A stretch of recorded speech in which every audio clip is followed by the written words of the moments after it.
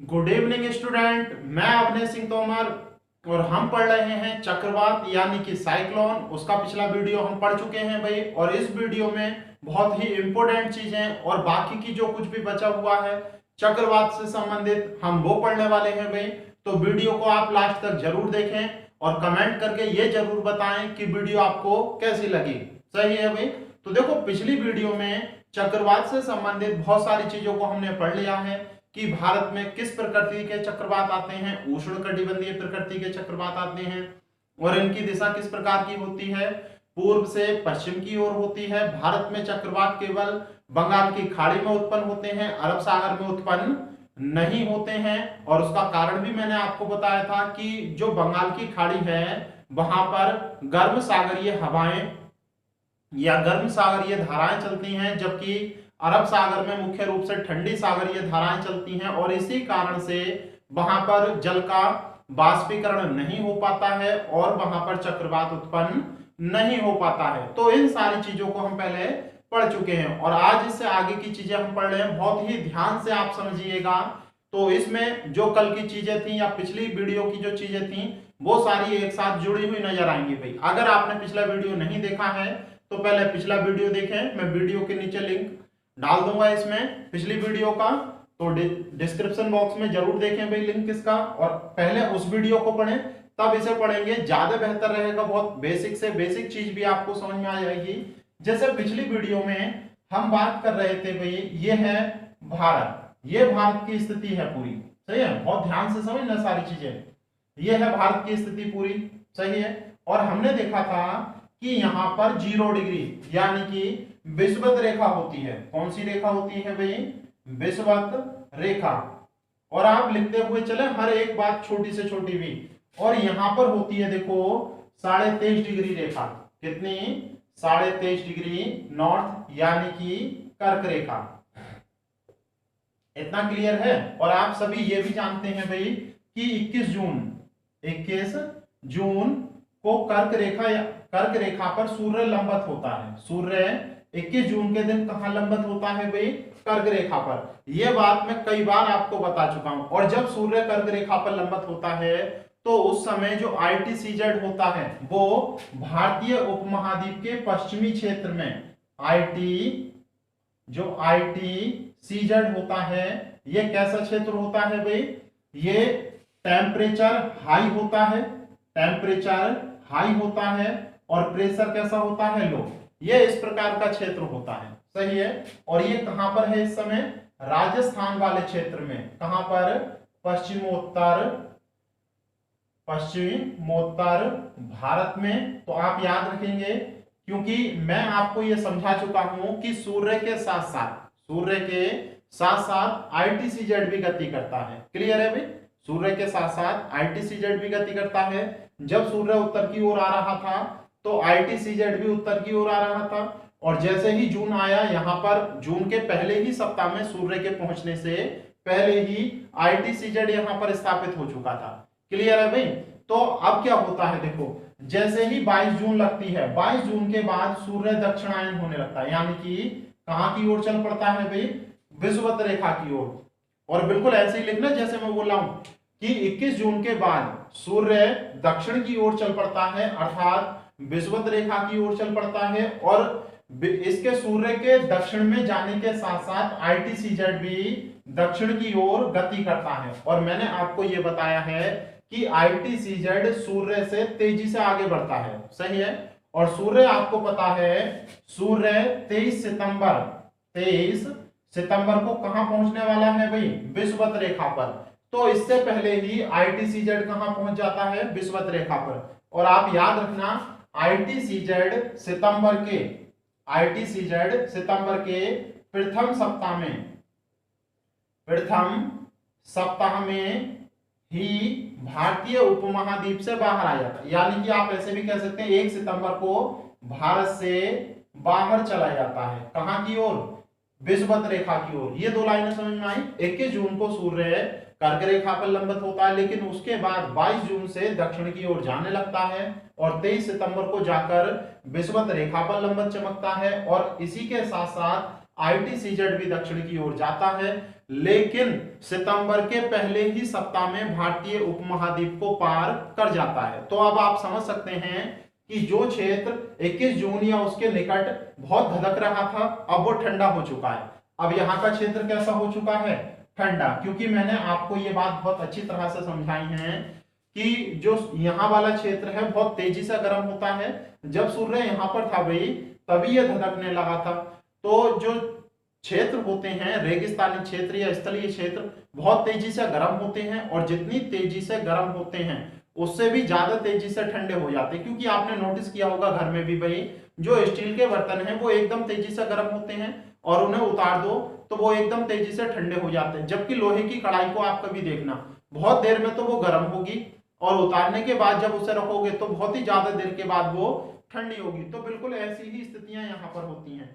मैं आपको समझा चुका हूं, स्थल खंड जल खंड की अपेक्षा तेजी से गर्म होते हैं और तेजी से ठंडे होते हैं। बिल्कुल इसके विपरीत जो जल खंड है वो देरी से गर्म होंगे, तो देरी से ही क्या होंगे भाई? ठंडे। तो आप ध्यान से समझें, जब मार्च का महीना चल रहा था, जब मार्च का महीना 21 मार्च को सूर्य यहां पर चमक रहा था भाई विषुवत रेखा पर, और जब यहां पर सूर्य चमक रहा था तो मार्च से जून लग गया उसे कहां जाने में? कर्क रेखा। तो 3 महीने तक ये जो बंगाल की खाड़ी है, सही है, बंगाल की, आप समझे बहुत ध्यान से, बंगाल की खाड़ी, और ये क्या है भाई? अरब सागर। ये क्या है?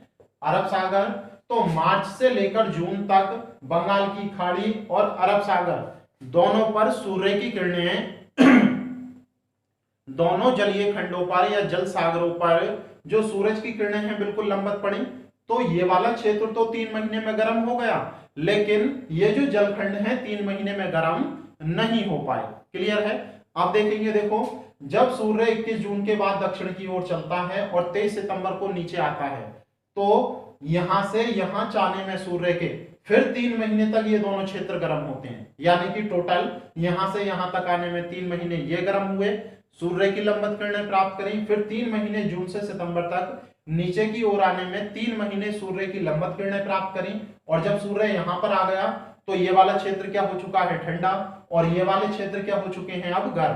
तो बिल्कुल वही वाली बात आ गई, नहीं आ गई भाई, कि जो स्थल खंड हैं वो जल खंड की अपेक्षा देरी से गर्म होते हैं और देरी से ही ठंडे। तो जलखंड अब ठंडा हो, सॉरी, स्थल खंड अब ठंडा हो चुका है और जलखंड अब क्या हो चुके हैं? गर्म। तो आपको अब इसके आगे लिखना है भाई, इसी कारण बंगाल की खाड़ी में लगभग सितंबर के प्रथम सप्ताह में, चक्रवात की उत्पत्ति के लिए अनुकूल दशाएं उत्पन्न होती हैं। तो ये वाली बात याद रखेंगे। क्यों? क्योंकि ये क्षेत्र अब इतना ज्यादा गर्म हो चुका है। अरे आप खुद ही बताओ, 6 महीने तक जब सूर्य की किरणें बिल्कुल किसी क्षेत्र पर लंबवत पड़ती रहेंगी, क्या वो धधकने नहीं लगेगा? और आप याद रखना, ये जो चक्रवात उत्पन्न होता है समुद्र की सतह पर ही उत्पन्न होता है। तो समुद्र की सतह यानी कि बंगाल की खाड़ी के ऊपर जितनी भी हवाएं थीं, अब वो गर्म होकर ऊपर की ओर उठ चुकी हैं, और वहां पर अब कैसा क्षेत्र उत्पन्न हो चुका है? Low pressure area. कैसा क्षेत्र? लो प्रेशर एरिया उत्पन्न हो चुका है। अब इन हवाओं को भरने के लिए, यानी कि लो प्रेशर एरिया को भरने के लिए चारों ओर से कैसी हवाएं चलेंगी भाई? चक्रीय हवाएं।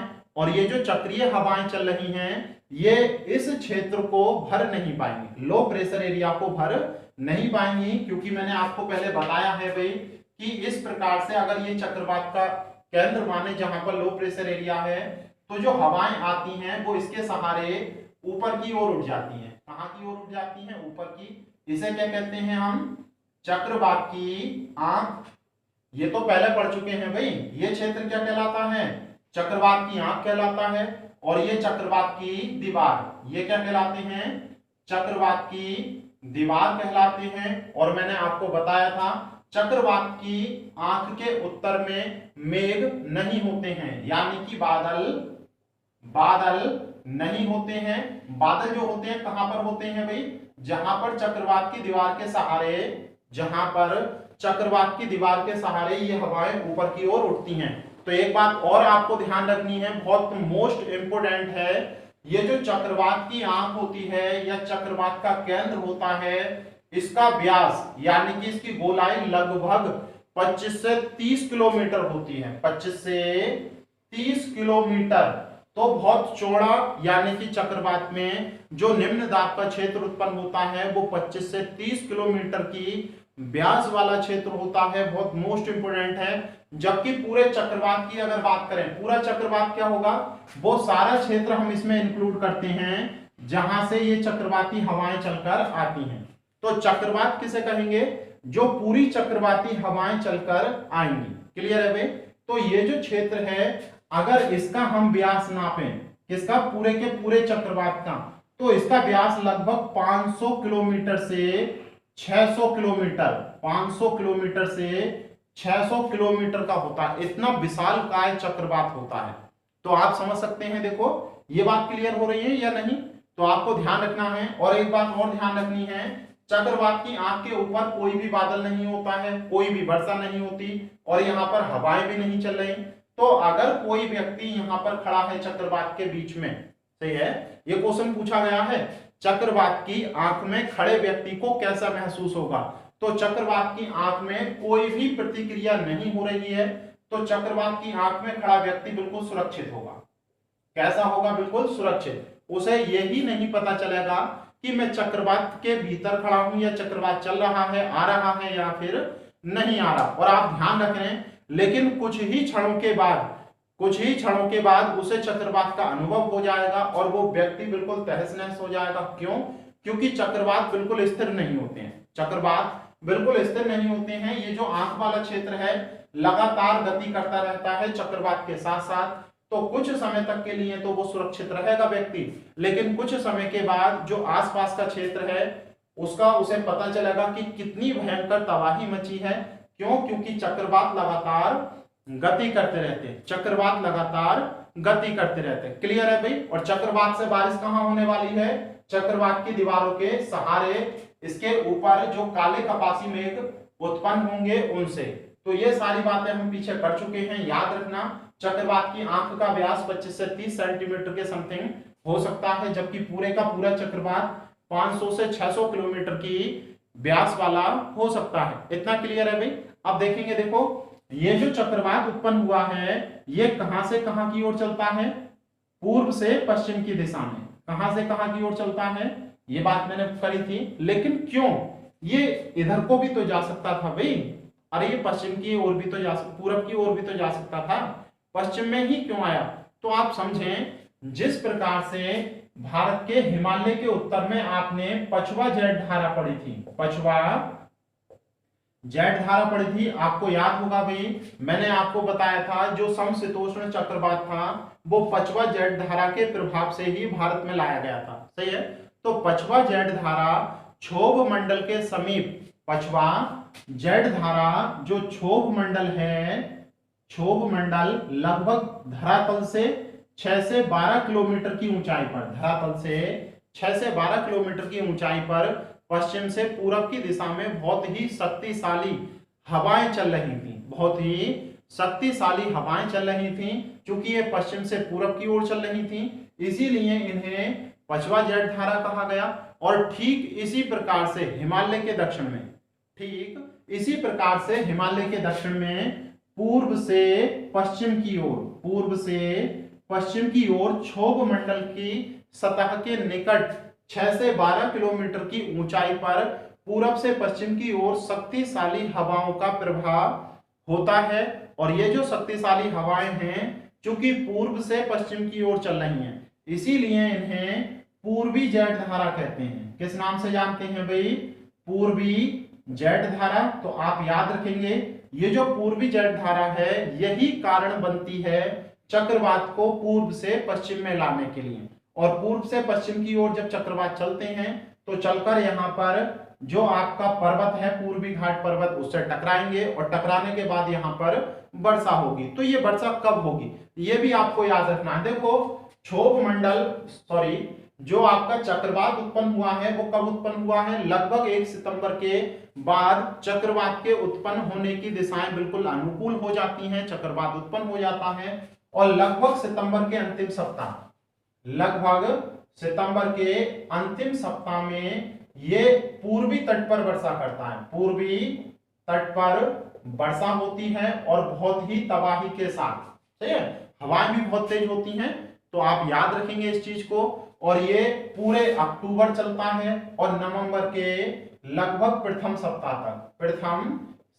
तक, और ये भी याद रखें भाई सप्ताह तक चलता है। और आप ये भी याद रखें क्योंकि ये एक प्राकृतिक घटना है, ये एक प्राकृतिक घटना है तो समय थोड़ा बहुत ऊपर नीचे हो सकता है, क्योंकि हमारा नेचुरल जो मानव ह्यूमन मेड चीजें होती हैं उन पर तो नियंत्रण है कि इतनी तारीख को कर सकते हैं, लेकिन नेचुरल चीजों पर हमारा कोई भी नियंत्रण नहीं है। हो सकता है वो 10-5 दिन आगे पीछे आ जाए, तो ये बात आप ध्यान रखना, लेकिन किताबों में इसी प्रकार से लिखा हुआ है तो आप ध्यान रखेंगे। जो आपका सितंबर का अंतिम सप्ताह होता है उसमें वर्षा होनी पूर्वी तट पर प्रारंभ होती है, अक्टूबर और नवंबर के प्रथम सप्ताह पर प्रथम सप्ताह में इसके द्वारा क्या होती है भाई? वर्षा होती है। तो आप इतना समझ गए। और एक बात और याद रखनी है, ये जो चक्रवात बंगाल की खाड़ी में उत्पन्न हो रहे हैं और पूर्वी तटीय राज्य इससे प्रभावित हो रहे हैं, उत्तर भारत का मानसून भी इससे प्रभावित होता है। कहाँ का?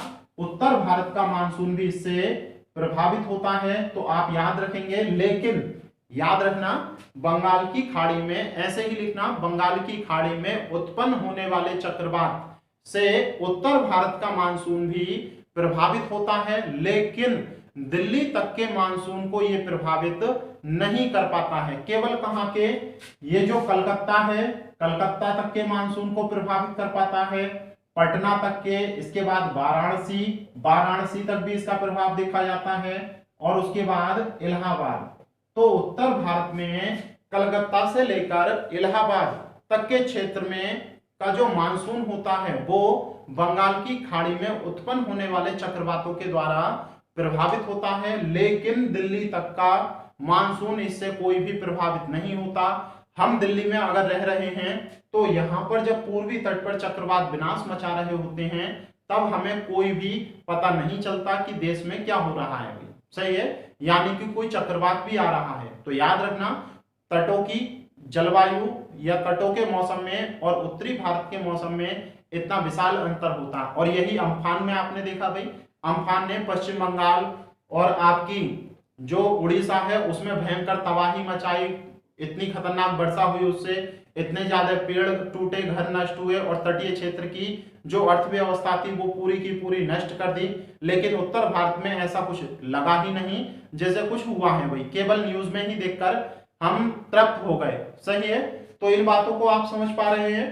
तो ये चीजें हैं देखो चक्रवात से संबंधित। अब आप हेडिंग लिखें, चक्रवात के उत्पन्न होने के लिए प्रमुख परिस्थितियां या चक्रवात के उत्पन्न होने की परिस्थितियां क्या होती हैं, समझेंगे। देखो चक्रवात के उत्पन्न होने की स्थिति, चक्रवात के उत्पन्न होने की स्थिति क्या होंगी? तो इसके 3 कारण होते हैं। चक्रवात उत्पन्न होने के 3 कारण हैं भाई। कितने कारण हैं? 3। आप ध्यान रखेंगे।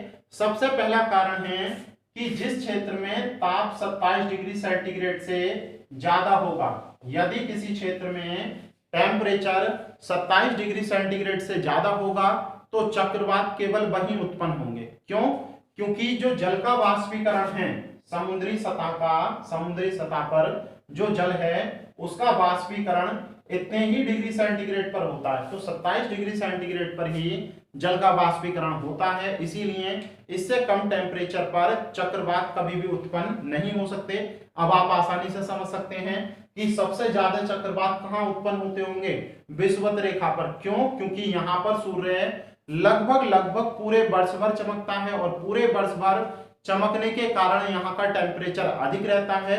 तो सबसे ज्यादा चक्रवात अगर आपको कहीं देखने को मिलेंगे तो उन तटीय क्षेत्रों में देखने को मिलेंगे जो विषुवत रेखा के निकट होते हैं, या फिर आप ऐसे कह दो विषुवत रेखा से कर्क और कर्क रेखा से मकर रेखा, या डायरेक्ट कह सकते हैं कर्क रेखा से मकर रेखा के बीच में जो भी तटीय इलाके आते हैं उनमें सबसे ज्यादा चक्रवात आते हैं, उनमें सबसे ज्यादा चक्रवात आते हैं। क्या इतना क्लियर हो पा रहा है? और दूसरा देखेंगे, देखो दूसरा पॉइंट कि पूर्वी तट में ही, पूर्वी तट पर ही चक्रवात आते हैं, पश्चिमी तट पर नहीं आते। पूर्वी तट पर चक्रवात क्यों आते हैं? क्योंकि मैंने आपको बताया था कि यहां पर गर्म समुद्री धाराएं चलती हैं, गर्म समुद्री धाराएं चलती हैं। तो आप याद रखेंगे, जबकि यहां पर कैसे चलती हैं? ठंडी सागरीय धाराएं। तो ठंडी सागरीय धाराएं पश्चिमी तट पर यानी कि अरब सागर में चल रही होंगी, इसीलिए अरब सागर में कोई भी चक्रवात उत्पन्न नहीं होता है, क्योंकि ठंडी जलधारा चलने के कारण यहाँ का टेम्परेचर डाउन होता है और डाउन टेम्परेचर के कारण यहाँ पर जल का वाष्पीकरण नहीं हो पाता। क्लियर है? तो 2 पॉइंट समझ में आ गए आपको। तीसरा पॉइंट देखते हैं, जो कोरियोलिस बल है, कोरियोलिस बल, उसका मान, कोरियोलिस बल का मान 0 से ज्यादा होना चाहिए। कोरियोलिस बल का मान 0 से ज्यादा होना चाहिए हमेशा। और देखेंगे, देखो कोरियोलिस बल का जो मान होता है, पीछे हम कोरियोलिस बल के बारे में पढ़ चुके हैं। कोरियोलिस बल के पृथ्वी की घूर्णन गति और परिक्रमण गति के कारण उत्पन्न होता है। तो इसका सबसे न्यूनतम मान जो होता है विषुवत रेखा पर 0 होता है, जबकि ध्रुवों पर सर्वाधिक होता है। इसका मान ध्रुवों पर क्या होता है भाई? सर्वाधिक। तो फिर इस हिसाब से विषुवत रेखा पर अगर शून्य होता है तो विषुवत रेखा पर तो कभी भी चक्रवात उत्पन्न नहीं होगा। तो याद रखना, बिल्कुल सही बात है, विषुवत रेखा पर कभी भी चक्रवात उत्पन्न नहीं होते हैं। क्यों? क्योंकि यहाँ पर कोरियोलिस बल का मान 0 होता है।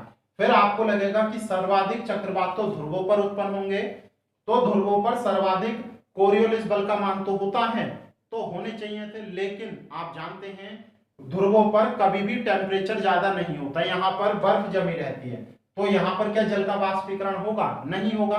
तो जब जल का वाष्पीकरण ही नहीं होगा तो लो प्रेशर एरिया क्या उत्पन्न हो पाएगा भाई? नहीं हो पाएगा। तो याद रखेंगे, ना तो ध्रुवों पर चक्रवात आते हैं और ना ही विषुवत रेखा पर। जब विषुवत रेखा से उत्तर की ओर आप 10 डिग्री जाएंगे और दक्षिण की ओर 10 डिग्री जाएंगे तो वो क्षेत्र बिल्कुल अनुकूल होता है चक्रवात की उत्पत्ति के लिए। तो आप समझ गए भाई, चक्रवात की उत्पत्ति के लिए 3 प्रमुख कंडीशन है कि 27 डिग्री सेंटीग्रेड से ज्यादा टेम्परेचर होना चाहिए, भूमि खंड का पूर्वी तट होना चाहिए, साथ ही साथ ना तो विषुवत रेखीय क्षेत्र होना चाहिए और ना ही ध्रुवीय क्षेत्र। वो क्षेत्र होना चाहिए जहां पर कोरियोलिस बल का मान 0 नहीं होता है। क्लियर है? अब देखेंगे, देखो ये जो चक्रवात लगातार गति करता रहता है, चक्रवात जो लगातार गति करता रहता है, उसके लिए इसे ऊर्जा कहां से मिलती है? क्योंकि गति बिना गतिज ऊर्जा के नहीं हो सकती। क्या बिना ऊर्जा के गति हो सकती है? कभी भी नहीं हो सकती। तो कहीं ना कहीं से तो इसे गति प्राप्त हो रही होगी, और जो गति प्राप्त हो रही है वो ऊर्जा से प्राप्त हो रही होगी। तो आपको याद रखना है कि वो ऊर्जा कहां से प्राप्त हो रही है। सही है? तो आप लिख सकते हैं कि चक्रवातों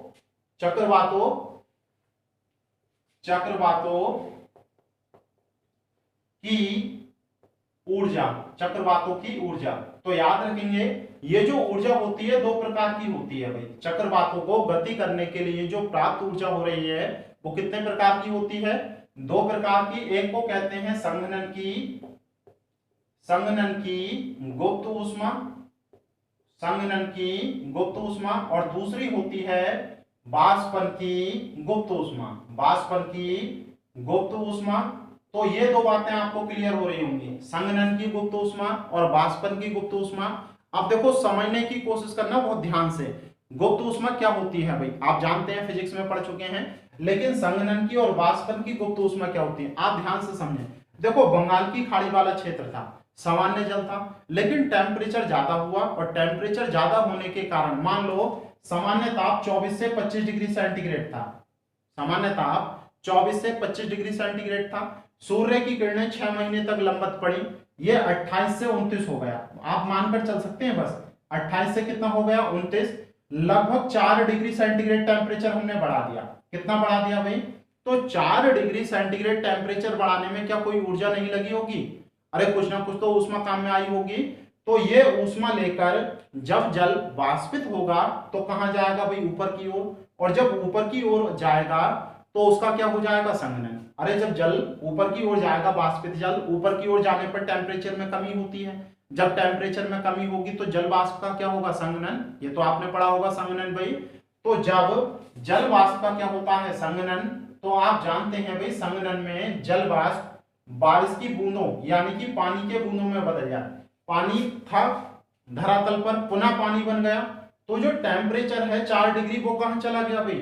अरे वो जो आपके पास जब ऊपर की ओर हवाएं उठ रही थी तो जल वाष्प थी, और जल वाष्प में क्या थी भाई, 4 डिग्री सेंटीग्रेड हाई करने की ऊष्मा।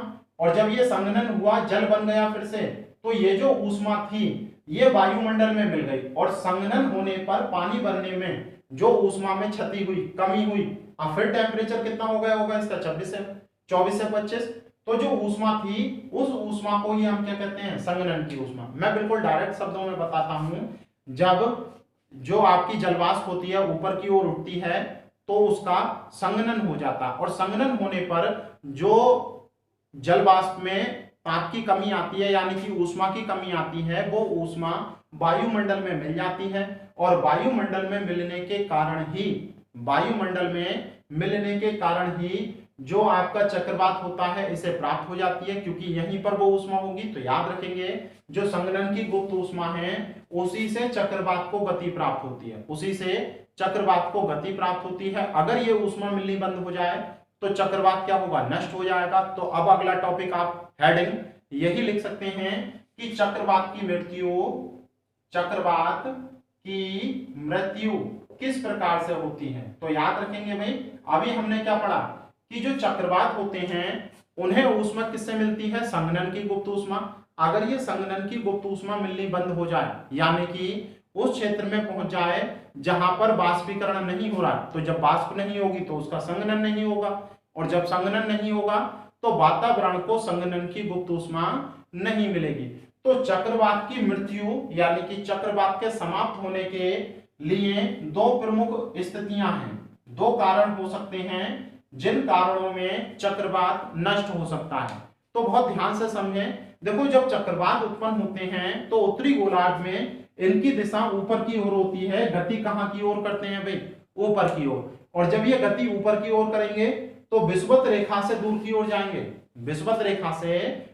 ओर जाएंगे, टेम्परेचर में कमी होगी, वाष्पीकरण कम होगा। तो जब ऊपर की ओर जाएंगे तो जो गुप्त ऊष्मा है यानी कि संघनन की गुप्त ऊष्मा है, जब ये उसके संपर्क क्षेत्र से बाहर चले जाते हैं तो इनकी क्या हो जाती है, मृत्यु। क्योंकि मैंने आपको बताया, जब तक इन्हें संघनन की गुप्त ऊष्मा मिलती रहेगी तब तक तो ये जीवित रहेंगे, गति करते रहेंगे। लेकिन जैसे ही इन्हें संघनन की गुप्त ऊष्मा मिलनी बंद हुई, वैसे ही ये क्या हो जाते हैं, नष्ट। तो जब विषुवत रेखा से ये दूर की ओर चले जाते हैं तो इन्हें संघनन की गुप्त ऊष्मा मिलनी बंद हो जाती है, और ये क्या हो जाते हैं, नष्ट। पहला कारण समझ में आ गया।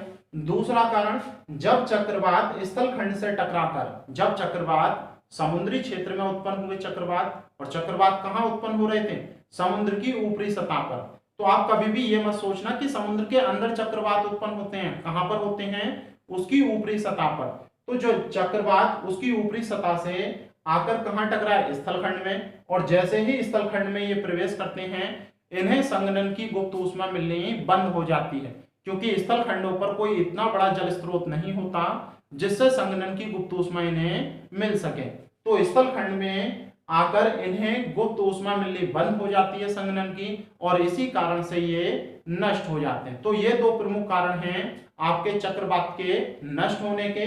तो पूरा टॉपिक हम कंप्लीट कर चुके हैं भाई, आपको चीजें समझ में आई होंगी। अगर आप कमेंट करके बताएंगे कि जो अम्फान चक्रवात आया था, अम्फान साइक्लोन अभी 20 मई को, अगर उसके बारे में आप कमेंट करके बताएंगे तो मैं उस पर वीडियो जरूर बनाऊंगा।